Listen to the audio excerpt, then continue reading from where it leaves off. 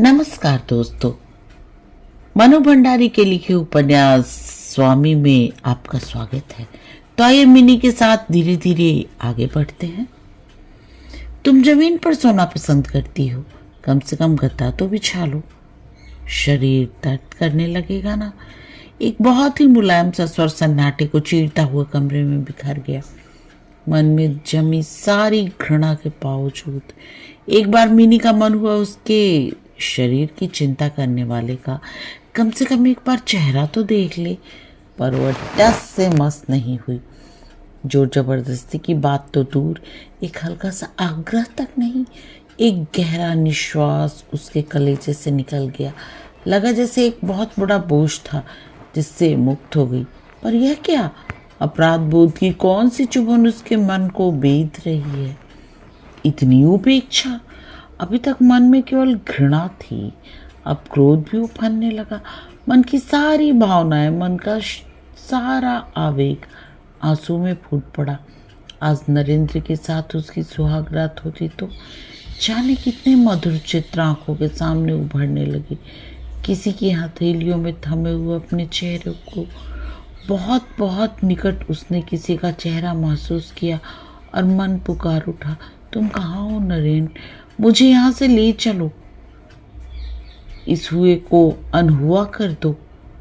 रोते रोते शायद पिछली रात को ही उसकी आंख लगी। उठी तो कमरे में धूप के आड़े टेढ़े टुकड़े बिखरे पड़े थे। पति की सैया खाली थी। एक क्षण के लिए रात का सब कुछ मन में कौंध गया और मन सवेरे की ताजगी में भी अवसाद से भर गया। उसने चटाई उठाई और भारी मन से बाहर निकल आई। रसोई के बाहर सास, ननद और देवरानी में खुसर पुसर कुछ चल रहा था।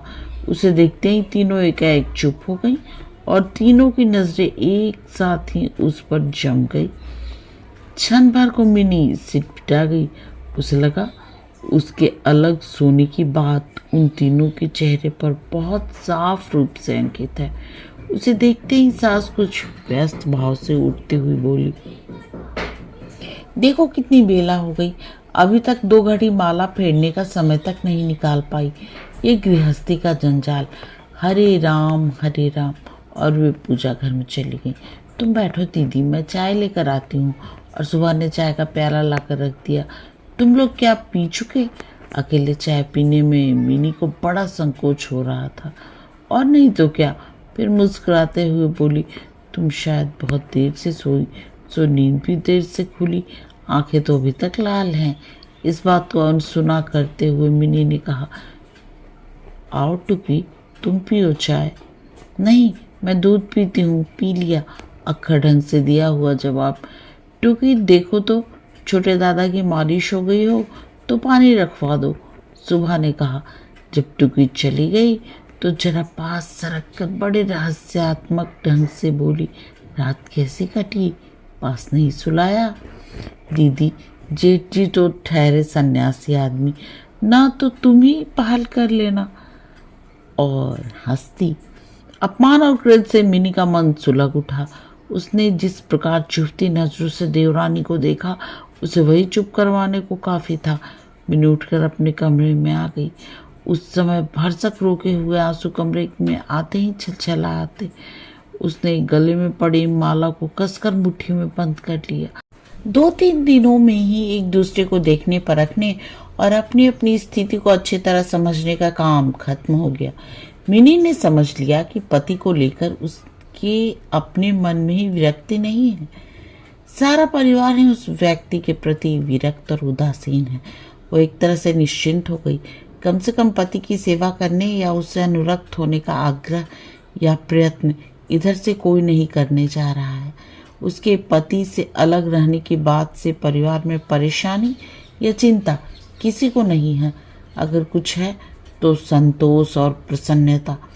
मिनी क्या करे, न वह इस घर से जुड़ पा रही है न घर वालों से। मन करता है चुपचाप इस कमरे में ही बैठी रहे, अपने अतीत से चिपकी चिपकी ही अपना वर्तमान काट दे। पर भरे घर में वलगाव कितने दिन चल सकता था भला? एक दिन सास ने ही आकर कहा, बड़ी बहू, यूं कमरे में सारे दिन बैठे बैठे तुम्हारा जी नहीं घबराता? बाहर जाकर बैठा करो। फिर यूं ही अब इस घर का काम धाम समझो संभालो। दूसरे दिन वो बाहर जाकर जरूर बैठ गई, पर घर का काम समझने संभालने की इच्छा उसके मन के अंदर नहीं थी। माँ पूजा घर में थी और सुबह सरौता लेकर सुपारी काट रही थी।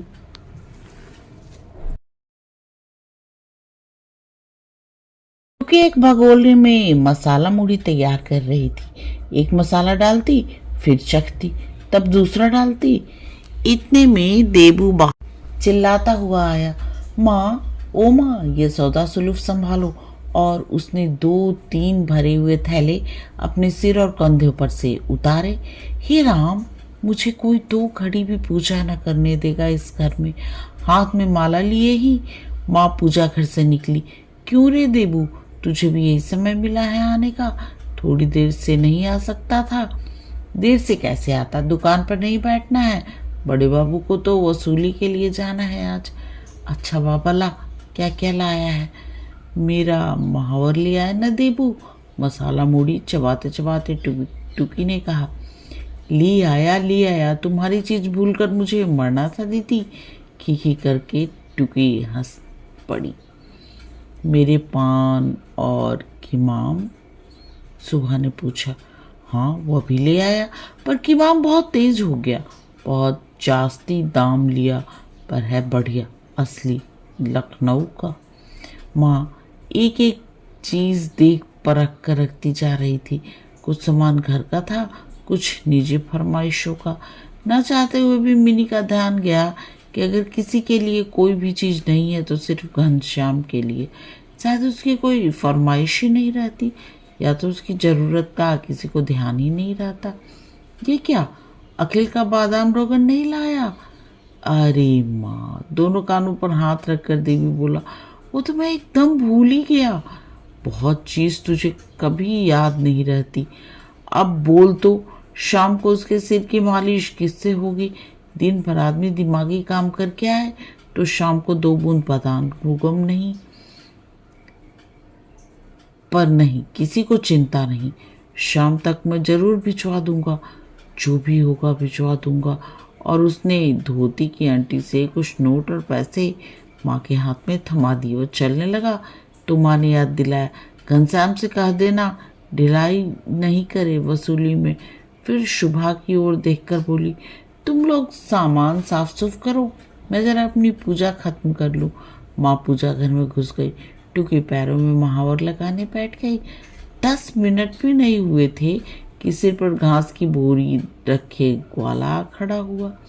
ये चाली की कुट्टी लाया हूँ, मिनी ने सुबह से कहा। माँ पूजा कर रही थी तो उसे बाद में आने को कह दो। फिर वह वाक्य भी पूरा नहीं कर पाई कि माँ निकल आई। कौन आया रे? कुट्टी लाया है। कितनी बोरी हुई? 2 बोरी लाया हूँ। क्यों, बाकी चारा क्या हुआ? माँ की त्योरियां चढ़ गई। वो बड़े बाबू ने जमादार को दिलवा दिया। उसके जानवर भूखे मर रहे थे, तो हमने क्या ठेका ले रखा है सबके जानवरों का? कितनी बार कहा घनश्याम को कि यूं दोनों हाथ से धन न लुटाया करो। और तेरी अक्ल क्या चरने गई थी? बड़े बाबू ने कहा तो सुन लेता। देने की क्या जरूरत थी? जाकर अपना चारा वापस ले आना। कहना माँ ने मना किया है देने को। और एकाएक नजर मिनी पर पड़ते ही लहजा बदल कर बोली, देखती हो बहू मेरे इस भोले शंकर को? ऐसे में कोई गृहस्थी चला सकता है भला? नहीं नहीं, बहुत हो गया, अब ये सब मेरे बस का नहीं। इतनी बड़ी उम्र की बहू घर आ रही है, ये जानकर ही मैंने तो चैन की सांस ली। अब तुम भी अपना घर संभालो तो मुझे भी अपने भजन भुजन के लिए छुट्टी मिले। हरे राम करती हुई वे बड़े खिन्न मन से फिर पूजा घर में चली गई। उनकी खिन्नता 2 बड़ी चारे को लेकर थी या गृहस्थी के जंजाल में फंसे रहने को लेकर, मिनी जान नहीं पाई। पर इतना मिनी जान गई कि बात बात में घर संभालने की धमकी देने वाली माँ इस घर में एक दिन का भर अधिकार भी किसी को नहीं दे सकती। यो तो उसने निश्चय ही कर लिया है कि इस घर में और घर वालों से वो एकदम विरक्त होकर ही रहेगी। पर वह क्या करे? उसके आंखें हैं जो सब कुछ दिखाई देता है, कान है जो सब कुछ सुनाई भी देता है, और सबके ऊपर है एक तीक्ष्ण बुद्धि जो बातों और स्थितियों को भीतरी अर्थ तक सहज ही चली जाती है। न चाहते हुए भी जैसे उसने जान लिया कि उसका पति इस घर का भरता चाहे हो करता कतई नहीं है। पल्ले में चाबियों का बड़ा सा गुच्छा बांधे अपनी उंगलियों के इशारे पर सारे घर को नचाने वाली सास ही असली करता है। वे स्वामिनी उनकी इच्छा और आदेश के बिना इस घर में एक पत्ता भी नहीं हिल सकता, और घर का सबसे अधिक उपेक्षित और तिरस्कृत पात्र है उसका अपना पति। उसी दिन पहली बार उसका मन उस अनदेखे अनचाहे पति के प्रति करुणा से भर उठा। दिन तो मिनी जैसे तैसे काट लेती, पर शाम होते ही उसका सिर भारी होने लगता। पता नहीं पीड़ा सिर में होती या मन में। उसकी छत, उसका बगीचा, हर श्रृंगार का पेड़, कितना कुछ है जो मन में कौंधने लगता है। रात तक तो सिर का दर्द इतना बढ़ जाता कि वो अपने कमरे में जाकर आंखें मूंद कर लेट जाती। उस दिन गर्मी काफ़ी थी। काफ़ी देर तक करवटें बदलते बदलते कब उसकी झपकी लग गई उसे पता ही नहीं चला। अचानक शरीर से किसी चीज़ के टकराने से उसकी आंख खुल गई। देखा पति सिरहाने बैठकर पंखा चल रहे हैं। पलक झपकते हुए उठ बैठे। अचानक मुंह से निकल गया, ये क्या कर रहे हो? मन में कहीं कौंधा। पति से प्रथम संभाषण, उठो नहीं, लेटी रहो, नींद चट जाएगी तो फिर सिर दर्द करने लगेगा। मिनी की आंखें उठी और पति के चेहरे पर टिक गई। पहली बार उसने पति का चेहरा इतने निकट से देखा। कैसी सौम्य अभाव निर्मल हंसी, आक्षेप, आरोप, उलाहना या भयंग, कहीं भी तो कुछ नहीं। न चाहते हुए भी मिनी पूछ बैठी, पर तुमको कैसे मालूम कि मेरे सिर में दर्द है? घनश्याम हंसे, तुम्हारा तकलीफ की बात मैं नहीं जानूंगा भला? कोशिश करके भी मिनी अपनी नजरें वहां से हटा नहीं सकी। जब तुम्हारी नींद उचट गई तो लाओ सिर पर बाम लगा दूं, और बाम लगाकर घनश्याम ने सहारा देकर उसे लिटा दिया और हल्के हल्के बाम मलने लगा। मिनी न तो मुक्त न मन से इस दुलार को स्वीकार कर पाई और न ही इसका प्रतिवाद कर सकी। सवेरे उठी तो रात का सब कुछ एक क्षण को आंखों के सामने से ही गुजर गया। सचमुच क्या वह सब उसी के साथ हुआ? पर मेज पर रखी बाम की शीशी के सामने अविश्वास की कोई गुंजाइश नहीं थी। हाथ मुंह धोकर वह ड्रेसिंग टेबल के सामने खड़ी हुई तो नजर गले में पड़ी मोतियों की माला के साथ गुथ गई, और साथ ही मन में किसी परत पर नरेंद्र का चेहरा तैर गया। पर आश्चर्य, उसी के साथ एक हल्की सी आकृति और भी उभरी और मिट गई। मिनी ड्रेसिंग टेबल पर से हट गई। शाम को पति देव की आवाज सुनकर बाहर बरामदे में बैठी मिनी जरा ओट में सरक गई। बाहर से आकर वे नौकर को आवाज दे रहे थे, बंकू जरा हाथ पैर धोने को अच्छा पानी तो लिया। घर के किसी कोने में से नौकर की आवाज तो आई, पर बंकू नहीं आया। उसकी खटिया पर सिलाई करती बहन ने कहा, टुकी जरा तू ही पानी दे दे। देख नहीं रहे दादा, हाथ जरा खाली नहीं है। तभी दरवाजे की ओर से शोर मचाता अखिल घुसा। घर के किस अदृश्य कोने से बंकू एकाएक प्रकट होकर अखिल के जूते मोजे उतारने लगा कि मिनी हैरत में पड़ गई। भंडारघर से ही माँ की आवाज गूंजी, टुकी अखिल की चाय का पानी चढ़ा दे, सिलाई कढ़ाई बाद में करती रहना। और टुकी यंत्र चालित सी रसोई में पहुंच गई। घनश्याम जहाँ खड़ा था वहीं खड़ा रह गया। माँ हाथ में नाश्ते की प्लेट लिए निकली तो बोला, माँ किसी से कहकर पानी रखवा दो, जरा हाथ मुंह धो लूं। स्वर में क्रोध का कहीं लेश भी नहीं। वो जो बाल्टी भरी रखी है उधर जाकर ही धो ले बेटा। किसी का भी हाथ खाली दिखे तो तुम ही कह दो ना। फिर स्वर में जाने कैसा व्यंग घोर कर बोली, अपने इन छोटे छोटे कामों के लिए तो तुम बहू से ही कह सकते हो बेटा। आखिर अब और कितने दिन तक नई बहू बनकर बैठी रहेगी? इतनी ज्यादती, इतना अन्याय, ऐसा अपमान। गुस्से के मारे मिनी का रोम रोम सुलगने लगा। तमक कर वो उठी और बाल्टी उठाकर पति की ओर चली, पर घनश्याम ने आकर बीच में बाल्टी थाम ली। अरे रे रे, तुम क्यों बाल्टी उठाती हो? मैं खुद इधर आकर हाथ धो लूंगा।